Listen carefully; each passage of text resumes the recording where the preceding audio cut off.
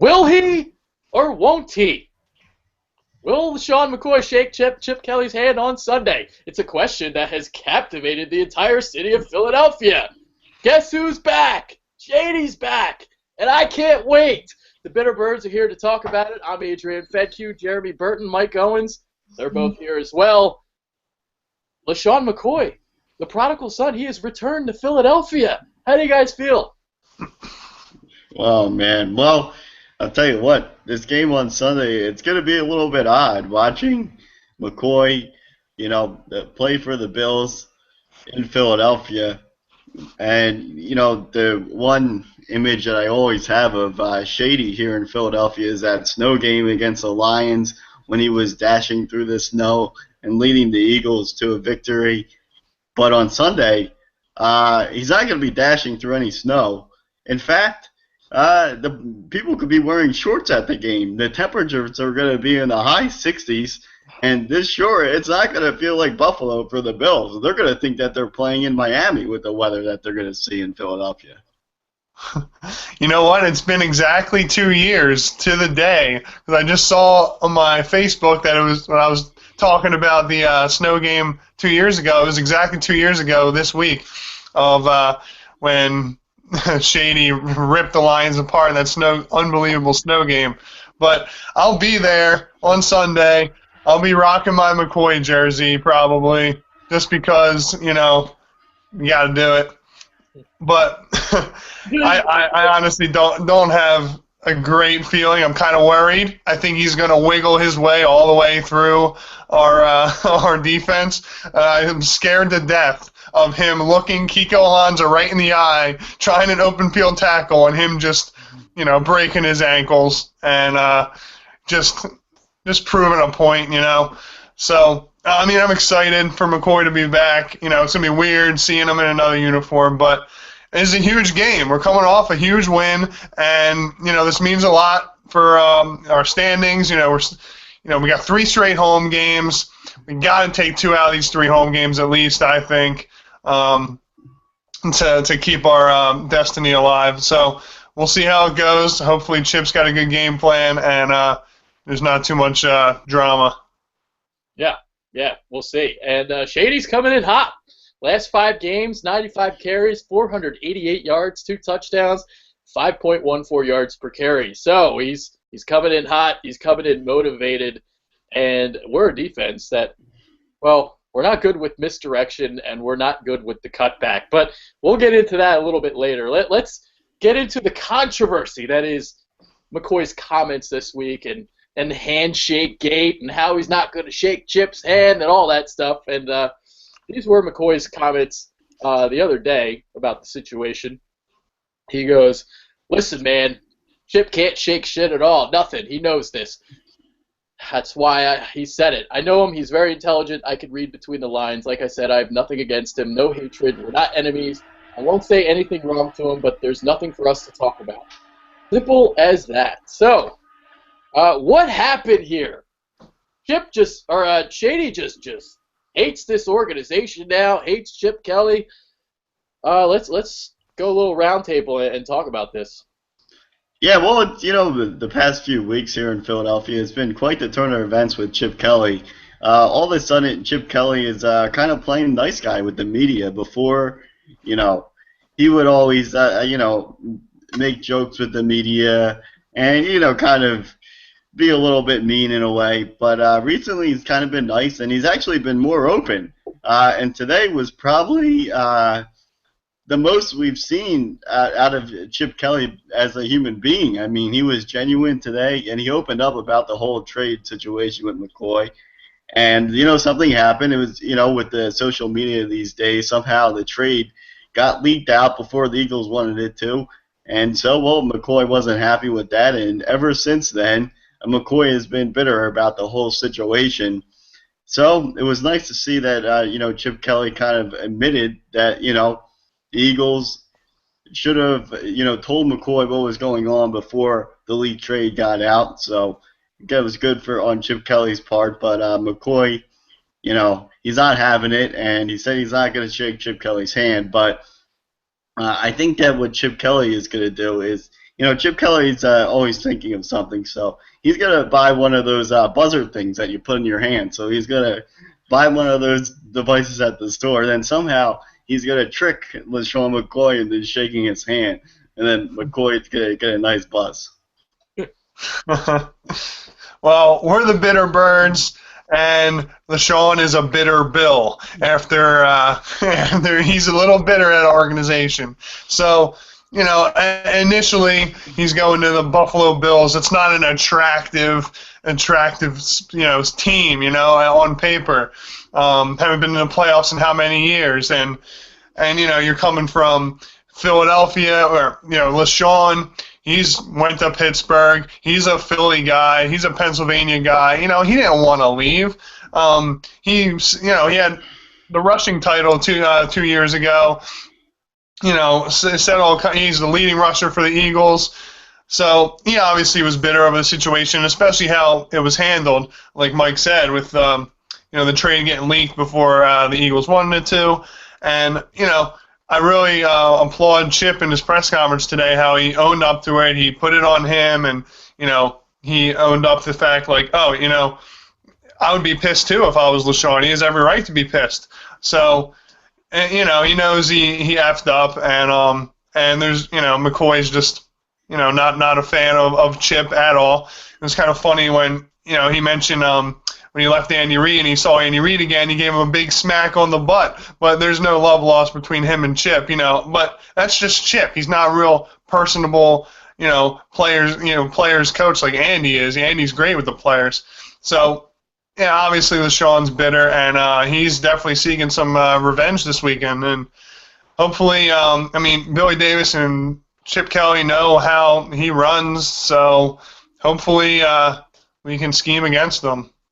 Yeah. All right. I really don't need to lament any further than what you guys said. I mean, he's from PA. He's never played football outside PA until this year when he got traded to Buffalo. So I think it's that, the fact that he kind of got screwed over by Chip and the Eagles, and it's just amounted to all this frustration that we're still seeing today. I mean, it's insane. He got traded how many months ago now, and we're still hearing about it. So here's the quote from Chip today. About the trade. He kind of, he's talked about this trade before, and he's talked about the money and why he did it. But today he really, really kind of went in depth a little bit more than he usually did. And here's the one quote. We traded an outstanding running back for a linebacker, but we also traded $700,000 for $11.9 million. With all those situations, there's money involved. So however you look at it, whether it gave us an opportunity to get somebody defensively with that extra money, or it gave us an opportunity because we had to free up money to get Sam Bradford. We have 3 running backs this year who their salary cap hit this year is $11.1 million. We had one guy making $11.9 million. So, let's talk about this trade now. It was straight up Kiko Alonso, another guy making playing against his former team for the first time. Looking at this trade now, what are your guys' thoughts of it? Yeah, well, looking at the trade right now, obviously, if you want to just look at it as a player comparison standpoint, it's just that McCoy versus Alonso, well, obviously, McCoy is having a much better season. But, with Alonso, it's kind of, damaged goods right now. He really hasn't been able to play up to his potential this season because of these knee injuries that continue to plague him. So we're really not going to be able to know much about Alonso for next year, but really why the Eagles made this trade was to, free up some money. And that's what Chip Kelly was saying today. And, it really allowed them to get some, defensive pieces, spend some money on Maxwell. They really needed a starting cornerback, so they were able to get that. And then they were also able to get, Ryan Matthews, and then we're able to get Bradford. So it was really, a way for the Eagles to get, multiple players instead of just spending all that money on one guy.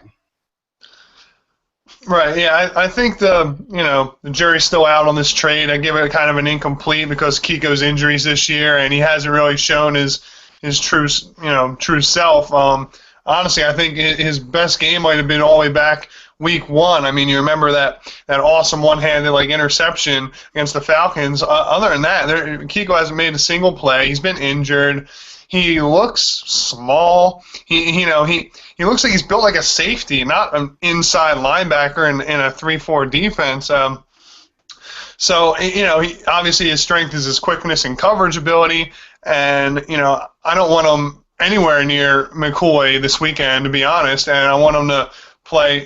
Chip even said he has to play fewer snaps and scale back on that because he's still recovering from these injuries. And obviously, on paper, McCoy, I would love to have him back this year instead of Kiko. I mean, obviously, we're not getting much production out of Kiko, and Shady's been red hot, one of the hottest running backs in the league the past 4 or 5 weeks. And look at our supposed number one running back. Look at DeMarco Murray. He's averaging 3.5 yards a carry. Shady's averaging 5 yards a carry. DeMarco's on pace for maybe a little over 700 rushing yards this year, which is a joke. That's an 1,100-yard drop-off from last year. I mean, when McCoy, down the stretch, he's hot right now, and he's going to finish strong. The Bills are in the hunt for a playoff spot. So, obviously, in hindsight, I would like to have McCoy back. And, we had such a banged-up offensive line last year.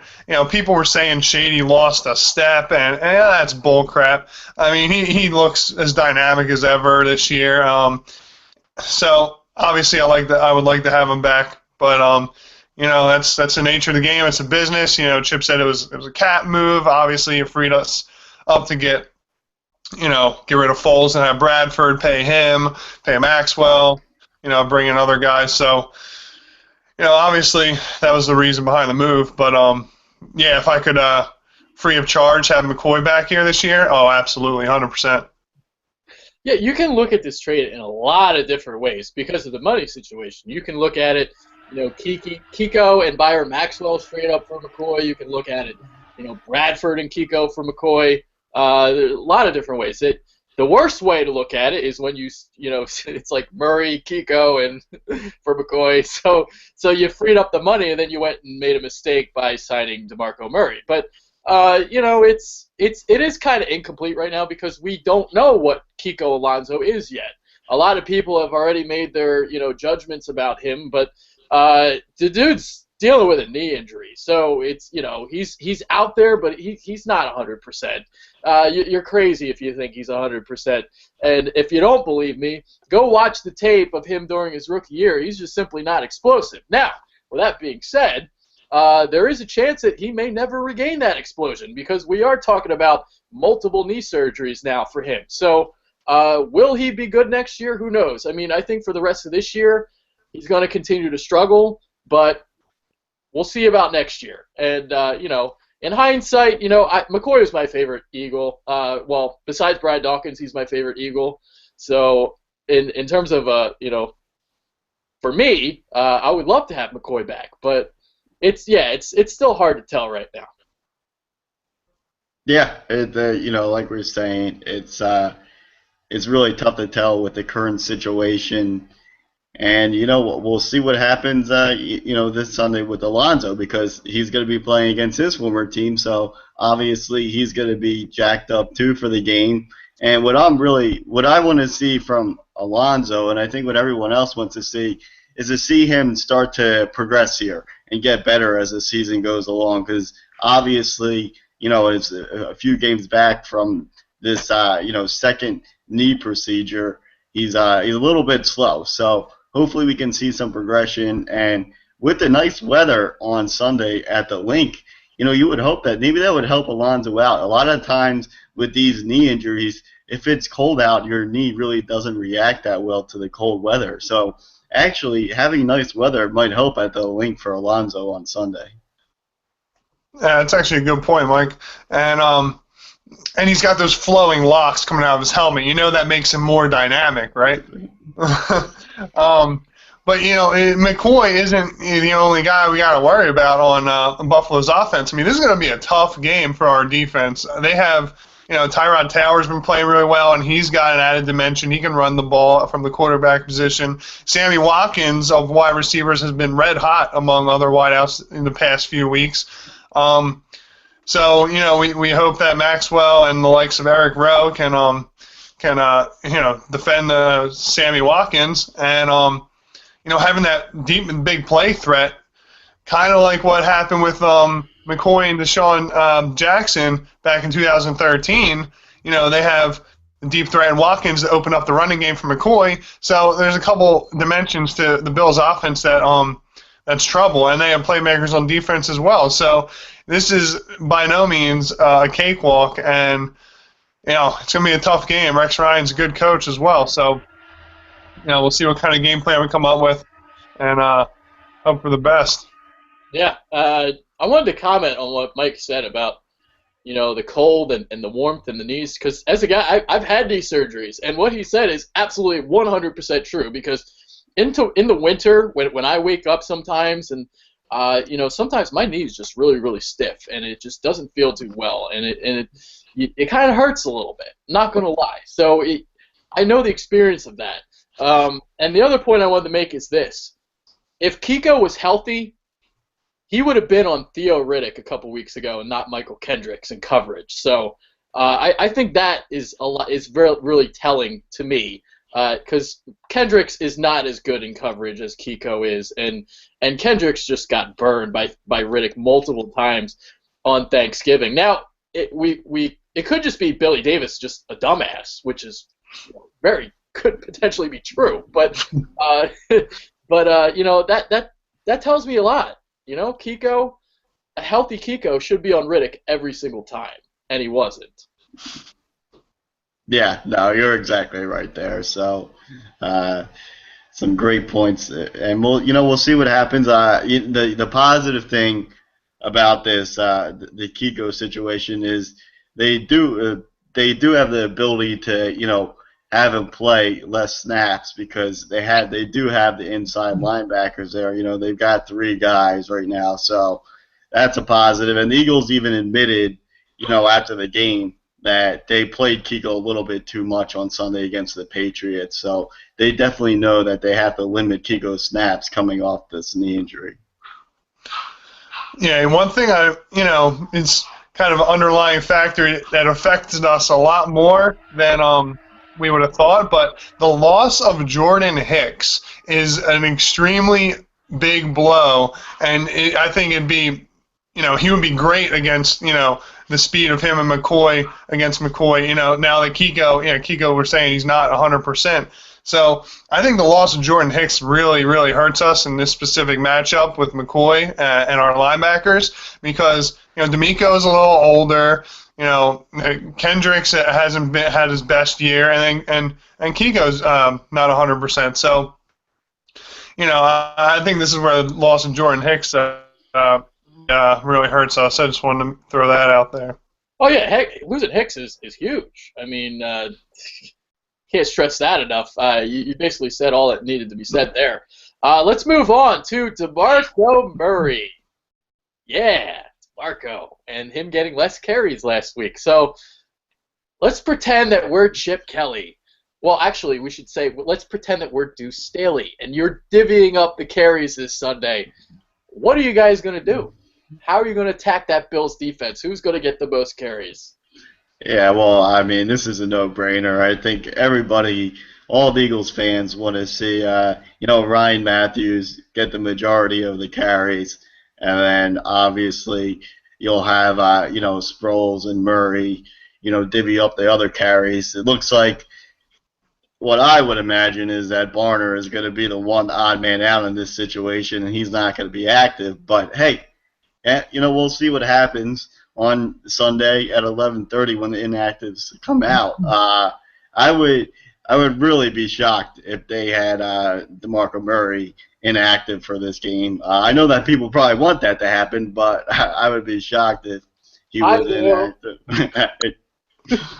So, yeah, we'll see. But I think that with a healthy Ryan Matthews, I'm actually kind of excited for this, because I think I know what they're going to do. I think that Matthews is going to get the majority of the carries. This is really the first time this year where he's going to go into the game knowing that he's the lead back. So I'm excited to see what Ryan Matthews can do in that role.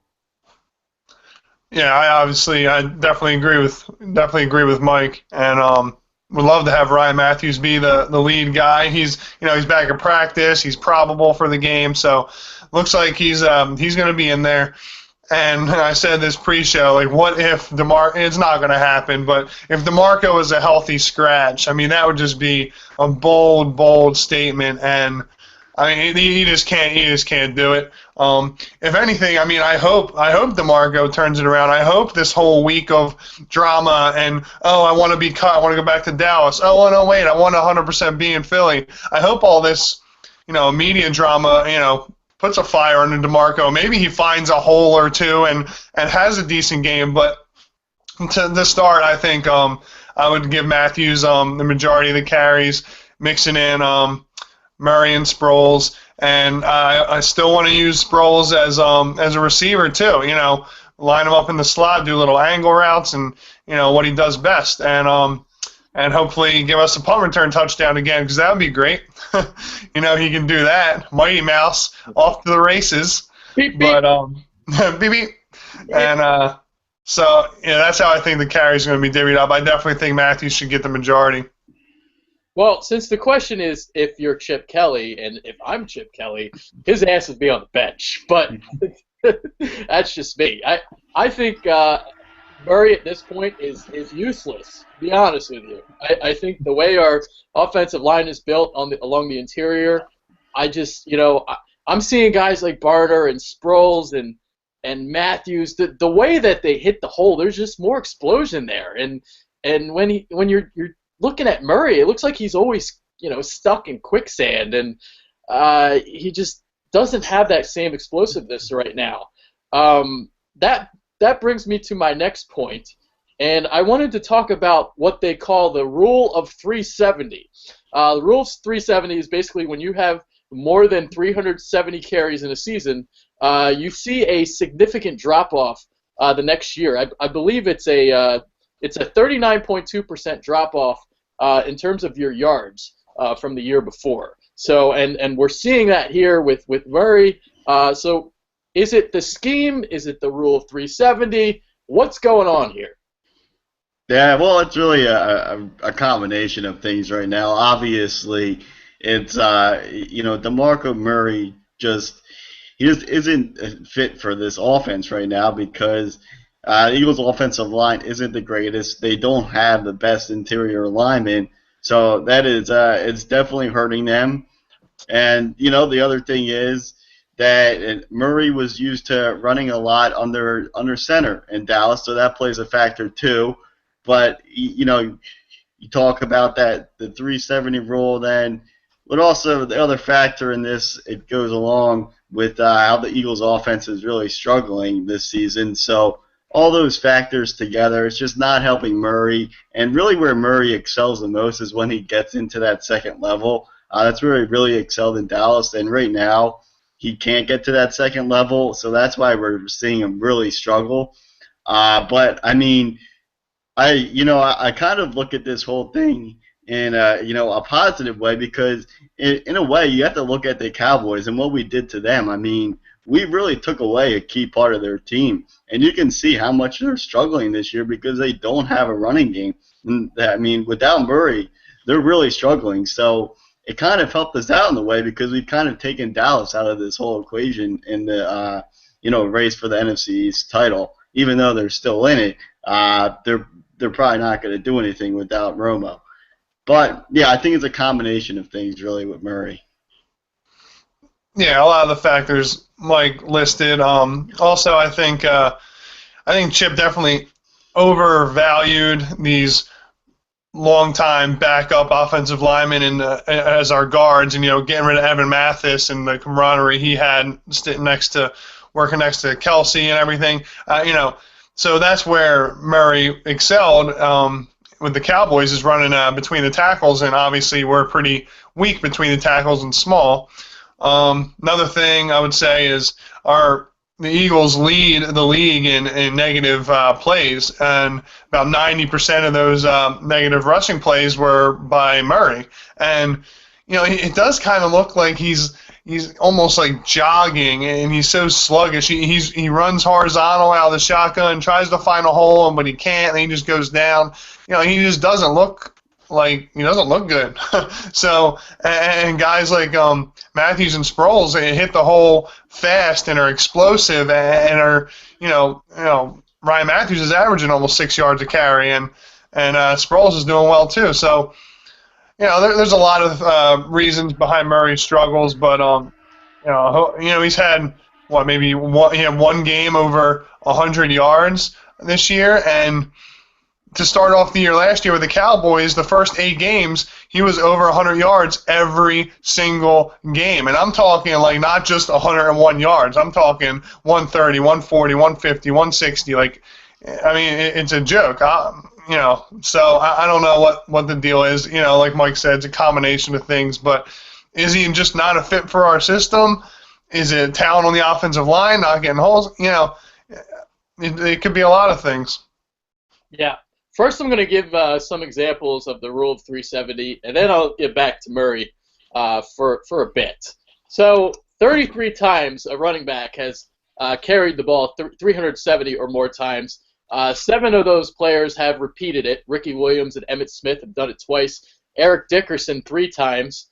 And the numbers are this. 12 of those guys saw their production drop by half or more in terms of yardage the following year. 19 missed time due to injury. 5 of those guys missed at least half the year. And just 3 names for you. You got Larry Johnson, the former Kansas City Chiefs star, NFL record 416 carries for 1,789 yards and a 4.3 yards per carry clip in 2006. The next year, he played just 8 games, totaled 559 yards and a 3.5 yards per carry. You guys all remember Jamal Anderson, right? The Dirty Bird? That guy, 1998, he had 410 carries, 1,846 yards, 4.5 yards per carry. Next year, he got hurt, 2 games, averaged just 3.1 yards a carry. Now, it can also work both ways. For instance, you got a guy named Terrell Davis in the late 90s. I think you guys know who he is. He had 369 carries in 1997. Now, granted, it's not 370, but it's close enough. So 369 carries for 1,750 yards, 4.7 yards per carry in 1997. The next year, he goes and runs for 2,008 yards, 392 totes, averaged 5.1 yards per carry. But in 1999, he played just 4 games, ran for 211 yards, and averaged 3.1 yards per carry. So some examples of some guys. I didn't go more in depth because I got lazy. I didn't feel like researching more. But those are 3 examples. Those are like the 3 big ones that I saw. And going back to Murray, I got more numbers because I came prepared. He carried the ball 21 times for 11 yards in the first 2 games. And then it's funny because we're blaming the offensive line and all that. And then Ryan Matthews goes and runs for 108 yards in 24 carries against the Jets. And I got some numbers here for shotgun runs, outside runs, inside runs. Well, we keep hearing from everybody that DeMarco's a better inside runner than he is outside. Well, last year in Dallas, listen to this one. 3.3 yards per carry on runs up the middle. You know how many yards per carry he averaged along the sidelines? 5.5. So maybe we're just full of shit. Maybe Murray just sucks. Oh boy, well, let's hope that he doesn't suck, because then, yeah, that would not look good on our part, and especially for Chip Kelly. I think that really, with Murray, he's probably like around a 1,000 yard back on a regular season. So I think that's what you can expect from the guy. I think he's still a good back in this league. I think that really, but we're not going to be able to tell anything until next year, until we actually, address this offensive line situation, hopefully in the draft. So I think it's really a wait-and-see approach with him. People are saying, well, what do we do with Murray next year? People are wondering if we're going to cut him. You can't really cut him because the cap hit is just going to be way too much. But once you get past next year, then your cap hit is not that much money. It goes down. every year after that. So really, you're going to have to wait and see for him next year. But the Eagles are actually in a good situation at running back because they have so much depth. They have 4 guys at running back, and they got 3 of them that fit the system. So it's actually not that bad of a situation. It's just Murray is the guy that everyone wants to talk about. I was very impressed with your stats, Adrian. You did a good job. Thanks, man. Yeah, you know, like Mike said, we definitely, DeMarco is here to stay at least through next year or two. It will be a $13 million cap hit of dead money. You're not going to do that to cut him next year. So address the offensive line. You know, we are in a good situation. We're still going to have Sproles, Matthews, and Murray next year. You know, so I think if we address the offensive line, get more camaraderie there, get some damn receivers to stretch the field, maybe that'll help the running game a little bit, you know. Maybe run more plays under center. You know, we said that before. Some play action. You know, that, you know, it help if you get the running game going, it helps play action. So those are my ideas. Yeah. Obviously, like you guys just said, you can't cut him next year. It's a $13 million cap hit.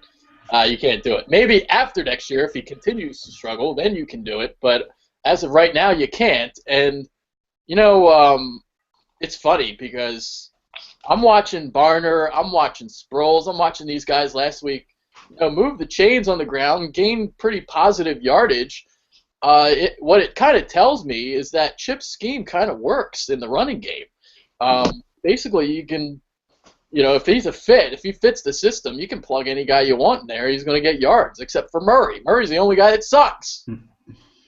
Yeah, well, you know, the positive thing about this whole situation is that the Eagles may have really found something in Barner. He may be a guy that you look, you know, maybe 2 or 3 years down the road, he could end up being your starting running back, or he could be very close to it and be your, you know, a second down, your second running back. So, you know, he's a guy that you really got to keep an eye on because he was very impressive against the Patriots. I mean, minus that fumble at the end of the game, but even throughout the whole preseason, you know, this is something that we should have saw coming because, you know, even during training camp, it was a whole weird situation with Murray. They really didn't play him that much. It's a, you know, ghost injury.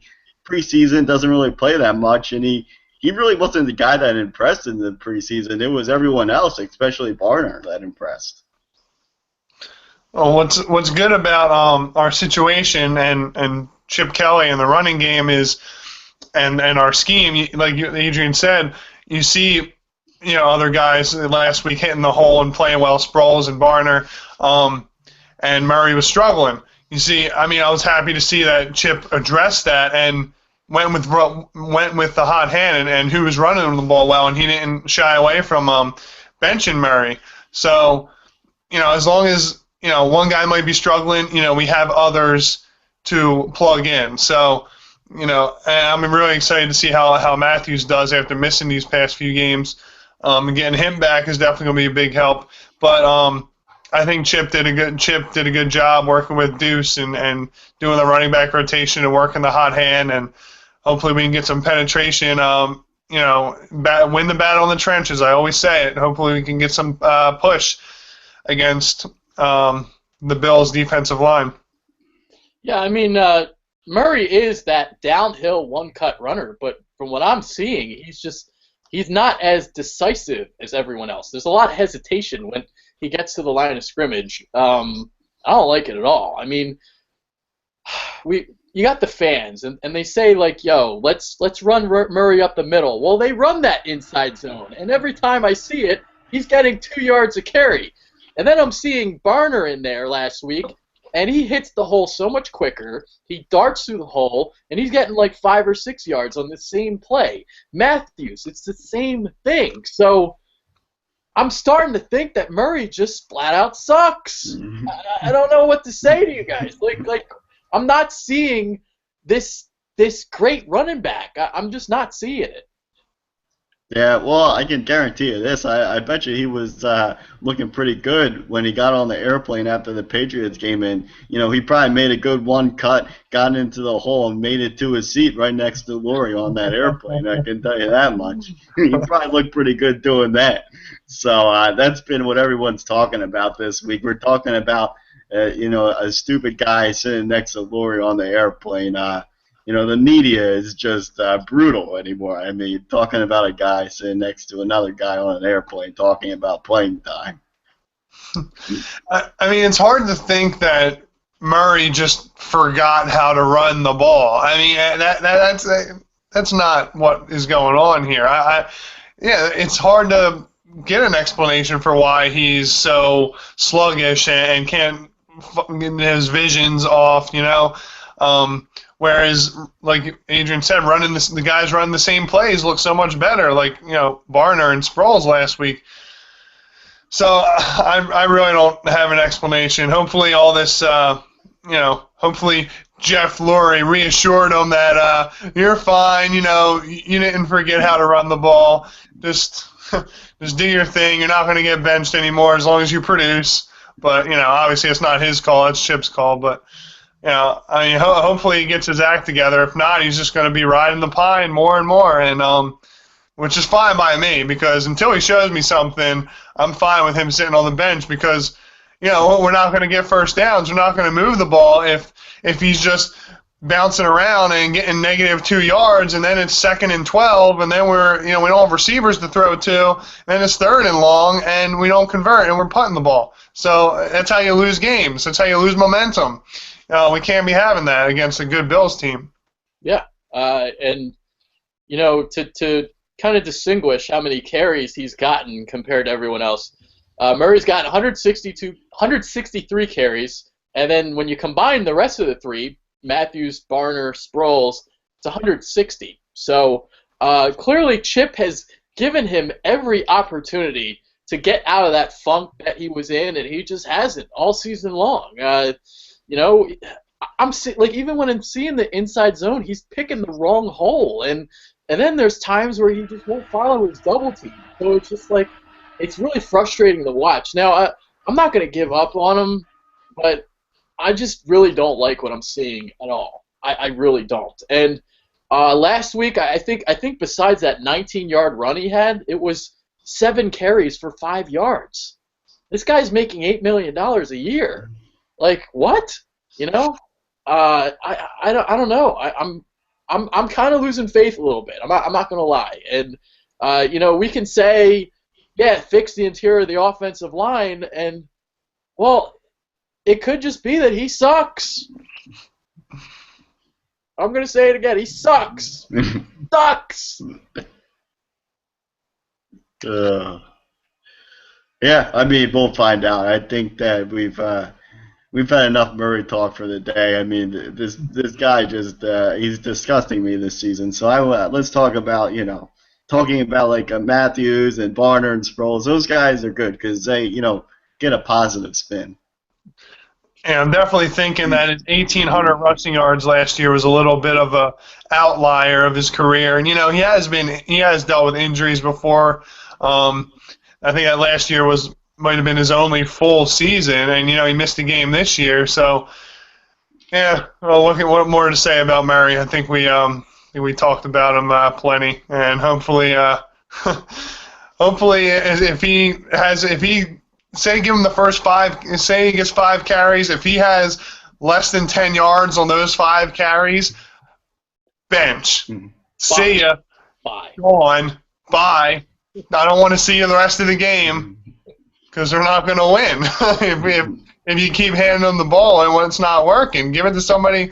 The best thing is that we do have other options, like I said before. And now with Matthews coming back, he's been a stud this year in the games that he's played, and he's gotten when he's gotten double-digit carries, Matthews has been a beast. So yeah, and just finishing up our running back discussion, because this goes back to Chip. The Eagles are 13-2 during his tenure when they run more than they pass, and 11-18 when they don't. And last week was a well, obviously they got off to a lead and they started running the ball, but like even when they had that 4 of 6 they won, they were running the ball a lot more. So we'll see if he gets back to that. I did have one more DeMarco Murray point that I did want to make before we move on to another topic, because how I would utilize him, since his strength is going up the middle, the only way I would put him in the game is if you're running Barner, Sproles, or Matthews. If they're running like 3 or 4 consecutive sweeps in a row, then you can put Murray in there to go up the middle when the defense is a little bit tired. That's kind of my logic, but other than that, man, I want his ass on the bench. Yeah, that's a good point. So that's it. That's all I got to say. All right, let's move on to our defense. Well, last week we played stupendously. We were awesome. Oh my God! Like, everything is back to being great again with our defense. Before the 2 games where we gave up 45 points, if I remember this correctly, the Eagles' defense was the 4th ranked unit according to Pro Football Focus and 6th according to Football Outsiders. So clearly there is some talent on this defense. It just doesn't always show up every week, especially those 2 games that we sucked in. So hopefully we've kind of turned the corner again. We'll see. What are you guys' thoughts on the D? Well, see if Billy Davis comes up with a good game plan like he did last week, but you never know with Billy Davis, so there's a chance that it comes up with a horrible game plan. No, I mean, going into this week, I don't think there's any doubt about it to what the Bills are going to do on offense. I mean, I think this is a pretty straightforward game plan. You know that the Bills are going to run the ball at McCoy. I believe the stat that's out there is that Tyrod Taylor, their quarterback, is actually, this season, he is 6-0 when they run the ball 30 times or less, but when they pass it over 30 times, the Bills are 0-6. So the key for the Bills is to get that running game going. And the Bills are not going to have their second string running back in Carlos Williams, so McCoy is going to get all the carries pretty much. So the Eagles are going to have to be ready for, the Mr. Wiggle Man, and he's going to be doing that for the majority of the game. Really, the key is for the Eagles to hopefully limit McCoy to like maybe over 100, a little over 100 yards, and hope that he only gets 1 touchdown. That's what they really got to hope to do with him, because you know that McCoy's going to be ready for this game, and he's definitely going to make his plays. The one area where I could see the Eagles maybe taking advantage of McCoy is when he does try to make those moves in the backfield. Sometimes he holds that ball out a little bit, so I think this could be a game where the Eagles really got to go after the ball with McCoy and try to force some turnovers. Yeah, Mike brought up a great point. The one thing about McCoy is when he'd be wiggling and he'd be holding that ball like a loaf of bread. Oh man, and, you got to keep it right here. Keep it hard in your chest, man. But that's just McCoy. He's going to do that. So yeah, if we have guys on our defense are opportunistic, they'll go after the ball, and hopefully the likes of Fletcher and Benny can get penetration right away in the backfield and force McCoy to maybe not go through the hole he was anticipating, and then we'll converge on him that way. But I mean, obviously Rex Ryan's going to feed him the ball and feed him a lot, probably 25 plus touches. So we got to be ready to defend them. And like I said, Billy and Chip, they know how Shady runs. So, they know he wiggles. They know we got to be on our toes on defense. Our linebackers got to be on top of their game. And also you got to watch, like the play action. And Tyrod Taylor's been a great quarterback the past couple weeks, and he's been finding Sammy Watkins a lot. Sammy's been hot, so we can't overlook him.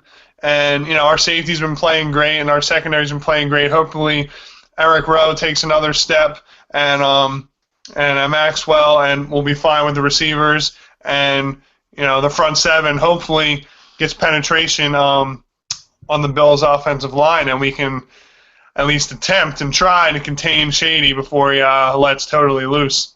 Yeah.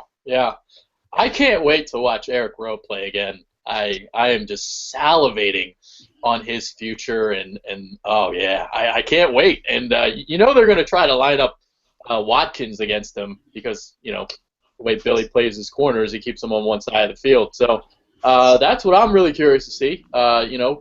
Rowe really competed against Calvin Johnson on Thanksgiving. The numbers suggest that he played really bad, but if you watched him on tape, he was pretty good, always in position. I mean, Stafford just threw a lot of good balls, and he didn't get any help over the top. Billy Davis didn't really do his job helping out his rookie. Last week, I believe the Patriots were 4 of 14 targeting Rowe, so again, stepped up last week as well. Obviously, the receivers weren't as good as the Lions, but now his third start in a row, and I'm really curious to see what this kid's got. So, because if he pans out already, if he's already contributing, all of a sudden in the offseason, you don't have to think about Nolan Carroll. You can just let him walk. And even during the draft, you don't have to focus on the secondary. You can just really focus on the offensive line. So this last month of the year for Eric Rowe, it's really important and for a lot of different reasons. Yeah, well, the thing that I really like a lot about Rowe, it's a lot of the same qualities that I see in Jordan Hicks, and that's getting around the football, being in the right place at the right time. And where I saw this in the Patriots game was early on in the game, Rowe actually almost had an interception. He just couldn't get the toe tap down along the sideline. His one foot was out of bounds, but he almost had a pick. And then at the end of the game, Rowe did a nice job of breaking up the pass that won us the game. So it was an incomplete pass because Rowe got in there and knocked the ball out. So yeah, Rowe, he's been playing well, and like you said, it's key these last few games of the season for the future of our secondary. So hopefully Rowe can continue to improve because he's showing some really good signs right now, especially from the way that he played in the preseason. He's made a tremendous jump in his play. Yeah, Rowe is definitely an exciting prospect, and he's really looks like he could be a stud muffin out of this draft. And second and third round picks for Chip. If Eric Rowe pans out, what we had in Jordan Hicks, that's great. It's a good first couple rounds. We just need Nelly Aguilar to step up now because we need all the help we can get with the wide receiver position, and Nelson has not contributed hardly at all. Dealt with a little bit of an injury halfway through the year, but yeah, he really hasn't seen much from him. But Eric Rowe, it is definitely exciting. I'm excited to see him, mature and get better as his career goes on. And he is still a rookie. And cornerback is one of the hardest positions to acclimate to from college to the pros. And yeah, it took him a little time, but he was learning the whole way. He didn't get much playing time the first half of the year, the first 10 games, and now the past couple weeks he's been seeing the field and he's impressed. And Chip brings in these guys, might compare him to Jordan Hicks, and intelligent players with an eye for the ball, aggressive players. It's really great to see, and I'm really excited. It looks like Chip made a good move moving up in the draft a little bit to grab him in the second round. Yeah, and before we proclaim Chip the greatest drafter in the second and third rounds, let's just remember he drafted Josh Pop. So let's not give him too much credit. All right, we're already almost 50 minutes into the show. A lot of shady talk today, so we really couldn't get into a lot of other things. Never talked about Bradford today. How about that? Wow. So I guess at this point, let's guesstimate how many yards Shady McCoy's going to run for on Sunday and give a final score for the game and one star that we haven't talked about yet. All right. Well, I'm going to say that Shady's probably going to go like a $125. I'm going to give him 1 touchdown. And I'm also going to say he's going to have probably about close to 50 yards receiving. So I think that Shady's definitely going to, get his share in the action here for the Bills.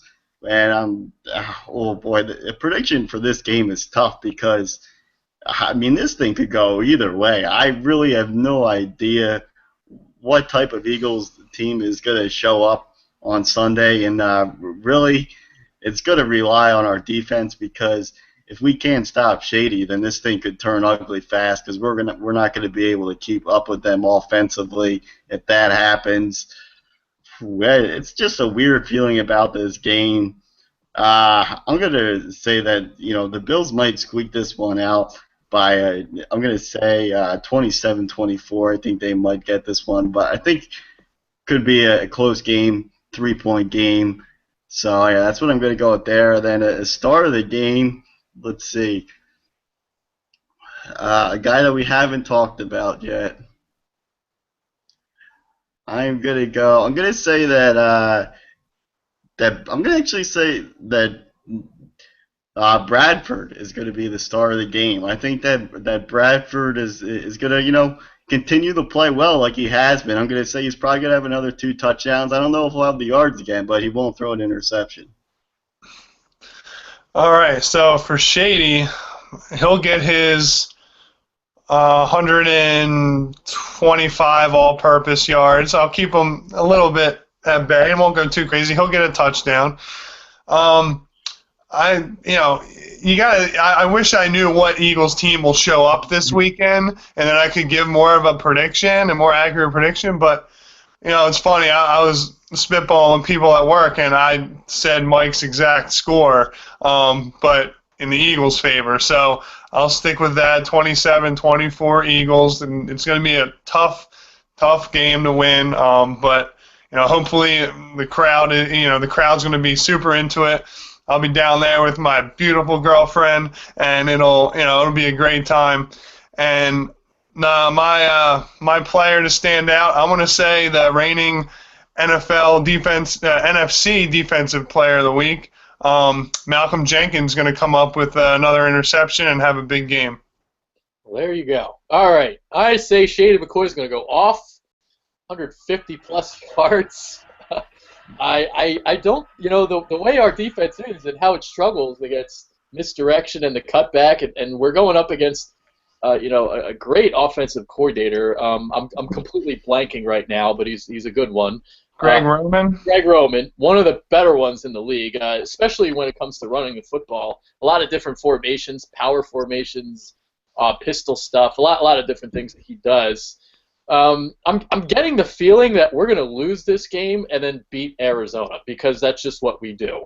And so I'm going to go with I'm going to say we lose 19-16 in overtime. I'm kind of thinking that. We're really, really low scoring. I don't think our offense matches up well against their defense. I don't know because if we can't run the ball, we got no shot because we're not passing on that secondary. Even though they're without Stephon Gilmore, they still got Ronald Darby. I mean, that secondary is wow, it's really good. So, and then when you're talking about running the ball, you got all that beef up front. So one of the better front sevens in the league down there in Buffalo. So I got a bad feeling about this game, and I think we're going to lose. So, and the other reason why we're going to lose is because the Eagles are undefeated when I go to Jeremy Burton's house to watch the game, and Jeremy has tickets for the game. So obviously I can't watch the game at his place. But for the rest of the season, I will be there. But if we make the Super Bowl, we're going to Santa Clara, and they're probably going to lose. So there you go. Player for the game. Actually, I got nothing. I'm going to go with Jesus Christ. I'll go with Matt Tobin. Zachariah. Matt Tobin's going to Oh, Jesus Christ. Dude, our interior of our line needs to play well. I got nothing. I don't want to say EJ Biggers. That last time I said What about disaster. Ertz or Jordan Matthews? Yeah, that's what I was thinking. You guys say Ertz or Matthews. I don't think our receivers are going to do shit. So I don't like this match. I mean, I can't say Lane Johnson or Jason Peters. Those guys are too important, and Jason Kelsey. So I'll go with the combination of Alan Barber and Matt Tobin. They're probably going to get pushed back 10 yards on Sunday. That might be the boldest prediction of the season. I think so. Yeah, Adrian takes the cake in bold predictions. Matt Tobin. The career backup offensive guards. Well, honestly, that's the only way we're going to win this game is running the ball. Because I have full confidence that we're going to be able to get open on that secondary. Now, actually, you know what? I got a name. Darren Sproles. There you go. In the receiving game. Beep. So I changed my pick. So I'll go Sprolesy. And in terms of, we're going to get a lot of 3rd and 5s, and he's going to convert them because he's Sproles. So that's what I'm thinking. Sproles my pick. All right, so this is the time of the show where we get to final thoughts. We're already almost an hour in, so let's quickly give our final thoughts and get out of here. Yeah, well, I mean, after watching the NFC East this past week, it's become apparent that nobody wants to win this division. I mean, no one should win this division, but someone's going to win it.